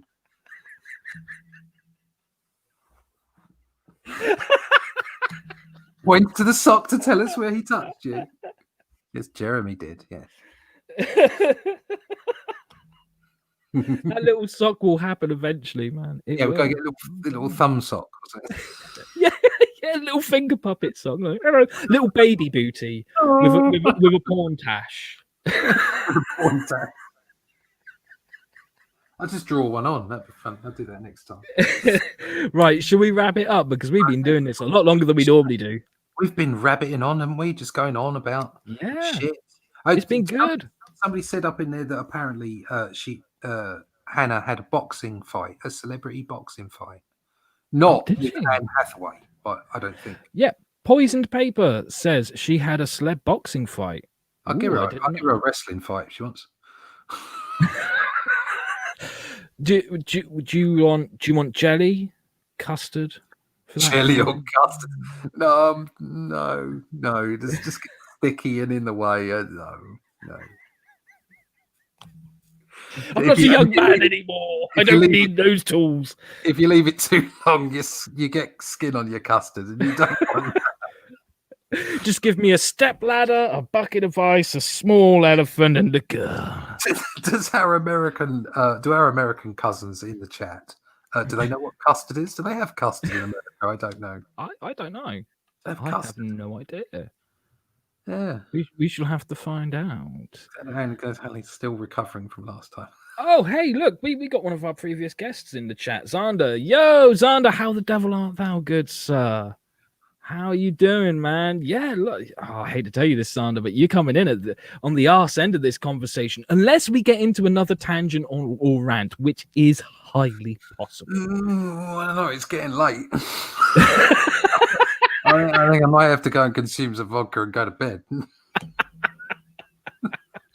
Well, in that case, it looks like we're wrapping up this week's episode, guys. But thank you so much for coming in and joining us. Russ, do you want to let people know where they can find you and let them know about that awesome book you've got on the way, Only Death Can Save Us? Just that one, yeah. Yes. Oh, now, okay. You can find me on the YouTubes as Comicbook Blackbelt. Anybody who's here for the first time, you can go to my channel. You can find out all about the book, the production of the book that I've been putting together. Only Death Can Save Us. You can also find out about my production techniques, and there's some tutorials on there and stuff like that. Go check that out. Thank you very much. It would be really good if we could get the subscriptions up on that channel, because it helps an awful lot. You can also find me at russleach.com, at comicbookblackbelt.com. You can find out more about my book at onlydeathcansavus.com. As I said, the stretch goals will still be in play until we go to print, so I'll let everybody know about that. So if you can retweet and share that out, and I can get more people to buy in demand, and I can get to those stretch goals. Like I say, you can find out more about that at onlydeathcansavus.com. You can find me on the Twitter, on the Fleecebook. You can find me on the Instagram and on the Parlay when it works. Awesome. And before I give you my details, Xander has asked, did either of you read the new Turtles comic, The Last Ronin? It's really good. I've heard that as well. So I tell you what, Xander, next time, by the next episode, I will have read it and we shall talk about it a bit more just for you, good sir. How about that? So you can find me over at luciferstorm.com. You can find me on YouTube, Instagram, and Facebook. Just look for Lucifer Storm. You can find me at lady-satan.com, or even better, if you do not mind, check out the description box down below. You will find a link to the pre-launch campaign on Indiegogo for my forthcoming graphic novel, Lady Satan, an Angel in a Killer's Dress. And let me be blunt, guys, even if you're not planning on backing the book, sign up to the pre-launch campaign, because it costs you fuck all except for a couple of seconds of your time. And if you do sign up to the pre-launch and go on to back the book, you will get a free Lady Satan sticker. You won't get that if you don't sign up to the pre-launch campaign. So, you know, it's up to you, but I wouldn't mind if you go there and sign up to it. Whew. And you know what? You can put that sticker anywhere you like. Oh, yes, you can. And send us photos. Well, guys, that's it for this week. It has been awesome. Thank you very much for watching and joining in. And until next time, guys. Hail the chat. Yes, hail the chat. And until next time, guys, take care of yourselves. Take care of each other. Most importantly, I cannot stress this enough. Stay fucking